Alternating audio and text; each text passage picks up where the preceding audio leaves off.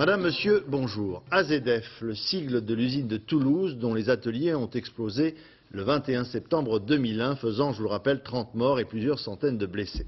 Eh bien, ce sigle est aujourd'hui celui d'une mystérieuse organisation terroriste, apparemment, qui a décidé de faire chanter le gouvernement français, pas moins. Elle réclame une rançon de 4 millions de dollars, 1 million d'euros en plus. Sinon, eh bien, ce sont 10 bombes déjà amorcées, paraît-il, et programmées, qui exploseront en divers points du territoire français, placées sur des voies ferrées. Cette menace est prise très au sérieux par le gouvernement, car ces derniers jours, l'organisation a montré que ces menaces étaient bien réelles. Une bombe a déjà été découverte. Zindine Boudaoui. La menace est prise très au sérieux depuis 10 jours, depuis la découverte sur cette voie ferrée d'un engin explosif muni d'un système de mise à feu élaboré. Une bombe de 2,5 kg suffisamment puissante pour détruire un rail. La bombe, placée sous le ballast de la ligne Paris-Toulouse, n'a pas explosé. Ce n'était manifestement pas le but. Le mystérieux groupe terroriste a lui-même alerté les autorités pour prouver ses dires. Les gendarmes ont entendu un voisin anglais qui habite près de la voie ferrée. De temps en temps, il y a quelqu'un un petit peu étrange. J'ai vu souvenir le numéro de la voiture, mais je ne peux pas se souvenir. Tout commence à Noël dernier. Une lettre expédiée simultanément au président de la République et au ministre de l'Intérieur. Des menaces dont voici la teneur.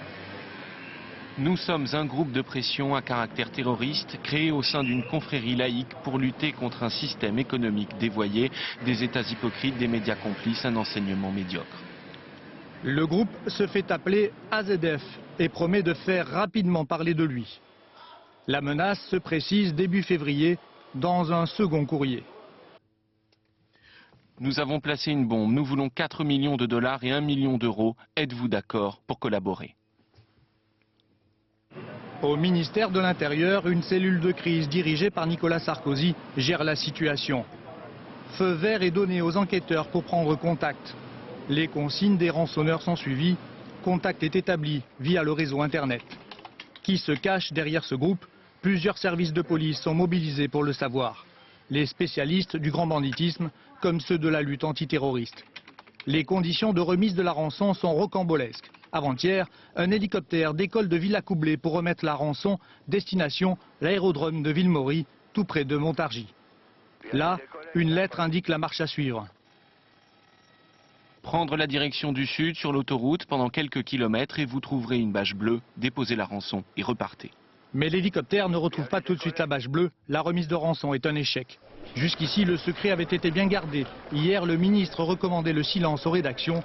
Il est obligé d'intervenir aujourd'hui. Écoutez, je comprends les impératifs de la presse, mais je n'ai qu'une chose à dire en l'état actuel des choses, c'est qu'il faut laisser la police et la gendarmerie travailler. Parce que c'est de ça dont on a besoin. Mais la menace est réelle. Le mystérieux groupe terroriste affirme avoir caché 10 bombes sur les voies ferrées françaises. Depuis le 18 février, depuis la découverte de la bombe sur la ligne Paris-Toulouse, l'affaire a été confiée au juge antiterroriste de Paris.